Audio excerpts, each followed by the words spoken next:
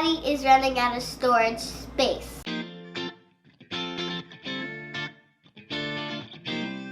We didn't show all the details because we didn't need to show all the details. What we're gonna do now is install a new hard drive into Daddy's computer.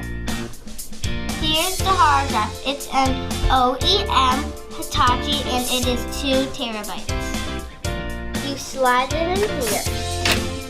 Here's the SATA cable. The L shape goes to the hard drive and the flat shape goes to the motherboard. There's no wrong ways to plug these cables in unless you don't know how to match shapes. This is the power for the hard drive. We will be plugging this in first. Okay, simple. Now we will just plug in the SATA cable.